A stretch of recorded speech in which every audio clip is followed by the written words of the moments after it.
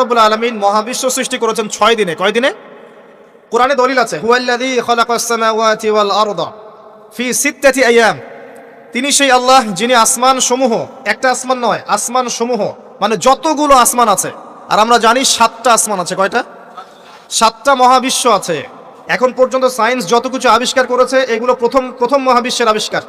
দ্বিতীয়টাতে ওরা যেতেই পারেনি এখন পর্যন্ত, অতদূর পর্যন্ত স্পেসশিপ যেতেই পারবে না। কথা কি বুঝতে পারছেন? এটা প্রথম আসমানের বিষয়। এরকম আরো 6টা আসমান মহাবিশ্ব আল্লাহ পাক প্রস্তুত করেছেন।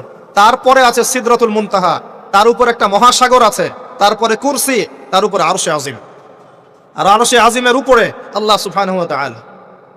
এখানে একজন মানুষ ওই পর্যন্ত চলে গিয়েছিলেন, তিনি কে? মুহাম্মদুর রাসূলুল্লাহ সাল্লাল্লাহু আলাইহি ওয়াসাল্লাম। তার মর্যাদা আর বোঝার বাকি আছে? তো সবার প্রতি অনুরোধ থাকবে, সেই ব্যক্তি, সেই নবী মুহাম্মদ সাল্লাল্লাহু আলাইহি ওয়াসাল্লামের সুন্নাহ মাফিক জীবনযাপন করেন। আল্লাহ পাক তৌফিক দান করুন। এবং এই সুন্নাহটা জীবনের একটা ক্ষেত্রে মানলে হবে না, জীবনের সমস্ত ক্ষেত্রেই মানতে চেষ্টা করতে হবে। আল্লাহ পাক তৌফিক দান করুন। আমিন। আল্লাহ রাব্বুল আলামিন এরপরে মহাবিশ্ব সৃষ্টি করে দীর্ঘদিন পর্যন্ত, অনন্তকাল বলবো না, দীর্ঘদিন পর্যন্ত মানুষ সৃষ্টি করেন নাই। জি, সূরা দাহরের প্রথম আয়াতে আল্লাহ পাক বলেছেন, হাল আতা আলাল ইনসান হিনুম মিনাদ দাহরি লাম ইয়াকুন শাইআন মাযকুরা। মানুষের উপরে এমন একটা সময় চলে গেছে যে মানুষ কোনো আলোচ্য বিষয় ছিল না। মানে মানুষ সৃষ্টি করা হবে, এখন দুনিয়া যা হচ্ছে দেখতে পাচ্ছেন, আমরা কোনো টপিকই ছিলাম না। এত সময় চলে গেছে মহাবিশ্ব, এখন মনে হয় দুনিয়াটা আমাদের, তাই না? মানুষই সব, মানুষই এই দুনিয়ার পলিটিক্যাল মালিক, ইকোনমিক মালিক, সংস্কৃতির মালিক, পরিবার, ব্যক্তি, সমাজ, সবকিছু মালিককে মালিক মনে হয় এখন মানুষকে। কিন্তু এমন একটা সময় ছিল যখন আল্লাহ বলছেন মানুষ সৃষ্টি হবে, এই বিষয়টা অনেক দূরের পথ ছিল। আল্লাহর জ্ঞানে ছিল, কিন্তু মহাবিশ্বে মানুষের অস্তিত্ব ছিল না। এই মহাবিশ্বেই মানুষের অস্তিত্ব ছিল না। আল্লাহ রাব্বুল আলামিন মহাবিশ্ব সৃষ্টি করেছেন কুন ফায়াকুন, হও হয়ে যাও।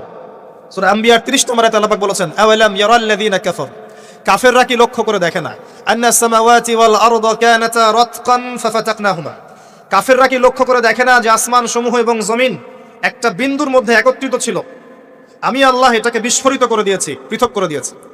এটা সায়েন্সের একটা থিওরির সাথে মেলে না। কোন থিওরি? তারা বলছে বিগ ব্যাং থেকে সব সৃষ্টি হয়েছে, আর আল্লাহ পাক বলছেন বিগ ব্যাং আমি ঘটিয়েছি। তাহলে চিন্তা যেখানে শেষ, আল্লাহ পাকের কুদরত সেখান থেকে কি শুরু। তা আমরা সীমাবদ্ধতা বুঝতে পারছি সায়েন্সের। আমি নিজেও সায়েন্সের ছাত্র, বাট আমি এটা স্বীকার করি যে সায়েন্স সবকিছুর সমাধান দিতে পারবে না। কারণ আপনি কমন একটা প্রশ্ন করেন যে রূহ কাকে বলে, সায়েন্সকে বলেন যে can you give us the definition of রূহ, আমাদেরকে রূহের সংজ্ঞা দিতে পারবেন? রূহটা কঠিন নাকি তরল, না বায়বীয় না কি, আপনি কি ব্যাখ্যা করতে পারবেন? পারবেন না। সিম্পল। জিন জাতির ব্যাখ্যা দেন, ফেরেশতার ব্যাখ্যা দেন, কবরের আযাবের ব্যাখ্যা দেন, জান্নাত জাহান্নাম, হুর পরির ব্যাখ্যা দেন। হুর পরি না, হুরুন আইন, ভুল হয়েছে, হুরুন আইন। মিজান, পুলসিরাত, এগুলোর ব্যাখ্যা দিতে পারবে? আমাদের আত্মাটারই তো ব্যাখ্যা দিতে পারছে না। ঘুম, স্বপ্নের ব্যাখ্যা দিতে পারবে? ঘুমন্ত অবস্থায় মানুষ হাসছে এবং কাঁদছে, কি জন্যে? ব্যাখ্যা দিতে পারবে? স্বপ্ন দেখছে, কোত্থেকে স্বপ্ন আসছে, আর স্বপ্ন মাঝে মাঝে সত্য কেমন করে হচ্ছে, এর ব্যাখ্যা দিতে পারবে? স্বপ্ন সত্যি হয় না? শেষ জামানায় মুমিনদের স্বপ্ন বেশি বেশি সত্য হবে, এমনও এসেছে হাদিসে। আখিরুজ জামানে মুমিনদের স্বপ্ন সত্যি হবে। নবী সাল্লাল্লাহু আলাইহি ওয়াসাল্লাম নবুয়তের আগে এমন স্বপ্ন দেখতেন সকালবেলা সত্য হয়ে যেত। নবুয়তের একটা অংশ স্বপ্ন, 36 ভাগের 1 ভাগ সত্য স্বপ্ন। যাই হোক, আমরা টপিকে চলে আসি। আল্লাহ রাব্বুল আলামিন বিগ ব্যাং দিয়ে মহাবিশ্ব সৃষ্টি করার পর সুদীর্ঘকাল পর্যন্ত মানুষকে সৃষ্টি করেন নাই। এরপরে অনেক সময় পর আল্লাহ পাক ফেরেশতাদেরকে ডেকে বলছেন এই আয়াতটা, যে হে ফেরেশতারা, আমি পৃথিবীতে আমার খলিফা পাঠাতে চাই, মানুষকে আমার খলিফা করে পাঠাতে চাই। খলিফা কি জিনিস? যিনি কাপড় সেলাই করেন তিনি খলিফা? খলিফা কি জিনিস?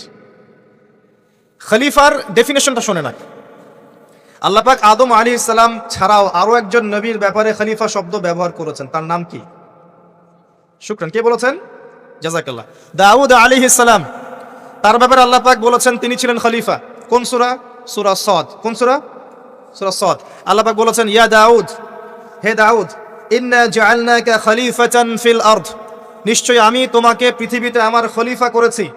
সুলাইমান আলাইহিস সালামের সময় এত উন্নত সভ্যতা ছিল যেটা আর কখনো আসবে না, এবং তাকে এত ক্ষমতা দেওয়া হয়েছিল আল্লাহর পক্ষ থেকে যার কথা নবী সাল্লাল্লাহু আলাইহি ওয়াসাল্লাম স্মরণ করে বলেছিলেন যে একটা জিন আমাকে সালাতের মধ্যে ডিস্টার্ব দিচ্ছিল, আমি ভাবলাম জিনটাকে ধরে বেঁধে রাখবো। এটা আমাদের নবীজি বলছেন, একটা জিন আমাকে নামাজে ডিস্টার্ব করছিল, আমি ভাবলাম জিনটাকে ধরে খুঁটির সাথে বেঁধে রাখি। তখন আমার সুলাইমানের কথা মনে পড়লো, আমার ভাই সুলাইমানের কথা মনে পড়লো যে সুলাইমান আলাইহিস সালামকে আল্লাহ পাক এই ক্ষমতা দিয়েছিলেন। আর সুলাইমান আলাইহিস সালাম আল্লাহর কাছে দোয়া করেছিলেন, আল্লাহ আমাকে যে ক্ষমতা দিয়েছো এরপরে আর কাউকে দিও না, এটা দোয়া করেছিলেন। আমার সুলাইমানের কথা মনে পড়লো, আমি জিনটাকে ছেড়ে দিলাম, বাদলাম না। আমাদের নবী মুহাম্মদ সাল্লাল্লাহু আলাইহি ওয়াসাল্লাম মানুষের সম্মান বুঝতেন। আমাদের নবী মুহাম্মদ সাল্লাল্লাহু আলাইহি ওয়াসাল্লাম অন্যের সম্মান বুঝতেন। আর আমরা তার উম্মাহ, অন্যের সম্মান নষ্ট করতে পারলে আমাদের ভাত হজম হয়।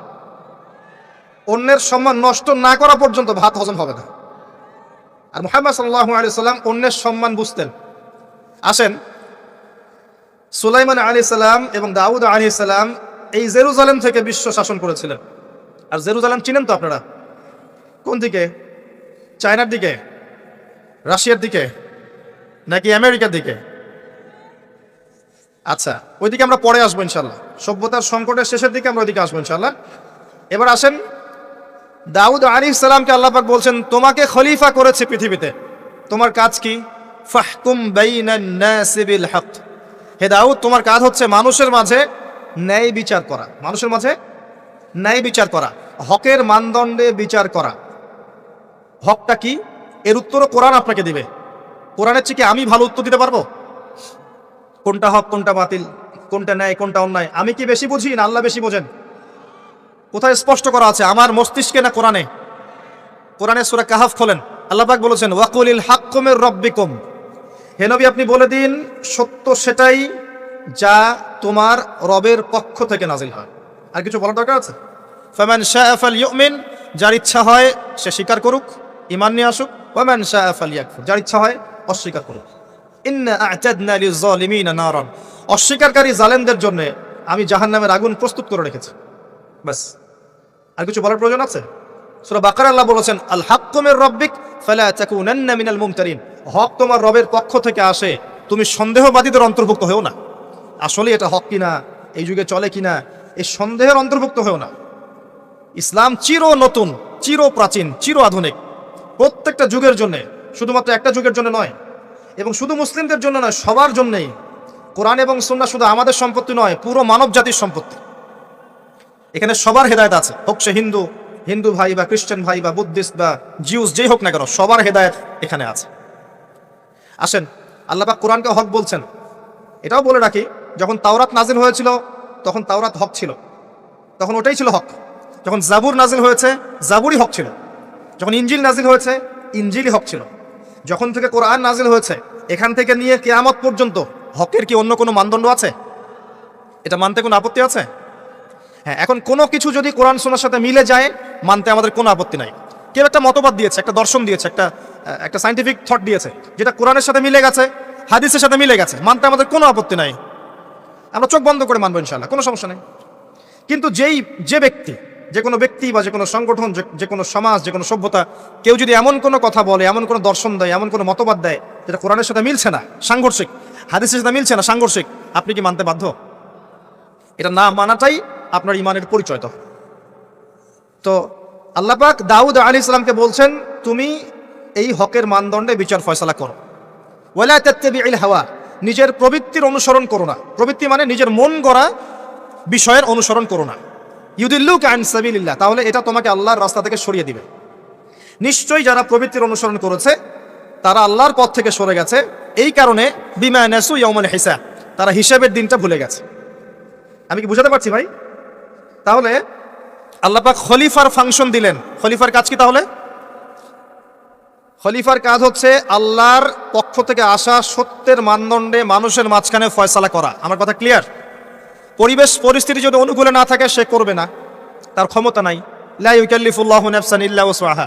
কিন্তু আকীদা রাখতে কি কোনো সমস্যা আছে যে এটাই চূড়ান্ত সত্য?